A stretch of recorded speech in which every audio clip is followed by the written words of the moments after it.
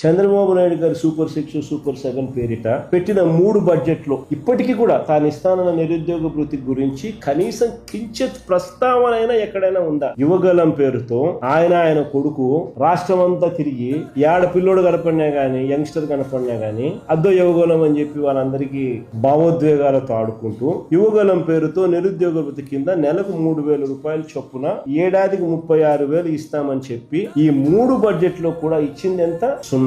ఇచ్చేది 0. ఏడాదికి వీళ్ళు చెప్పిన 20 లక్షల మందికి వేసుకున్నా 7,200 కోట్లు. ఇప్పటి వరకు యువతకు పడ్డ బకాయిలు ఈ 3 సంవత్సరాలలో 21,600 కోట్లు. ప్రతి నిరుద్యోగికి ఈయన బాకీ పడ్డ అమౌంట్ సంవత్సరానికి 36,000 ఇంటూ 3 ఏళ్ళు 1,08,000 రూపాయలు ప్రతి నిరుద్యోగికి చంద్రబాబు బాకీ. నిరుద్యోగ భృతి అంటూ హామీ ఇవ్వడం, తర్వాత దాన్ని చెత్తబుట్టలో వేయడం చంద్రబాబుకి తొలిసారి కాదు. Is habitual offender. తొలిసారి కాదు ఇది. ఇలా మోసం చేయడము, ఈ మాట చెప్పడం. తాను గెలిచిన 1999 ఎన్నికల మేనిఫెస్టో చూసినా ఇది కనిపిస్తుంది. తన 2014 ఎన్నికల మేనిఫెస్టో చూసినా ఇది కనిపిస్తుంది. మళ్ళీ ఇప్పుడు తన 2024 ఇప్పటి మేనిఫెస్టో చూసినా ప్రతిసారి ఈ హామీ చేస్తాడు, ఈ హామీ ఇస్తాడు. ప్రతి ఎన్నికల్లో ఓట్లు వేయించుకుంటాడు, తర్వాత నిస్సిగ్గుగా ఎగరగొడతాడు. అందుకనే యువతకు చంద్రబాబు నాయుడు గారు నిత్య మోసగాడు, నిత్య వంచకుడు.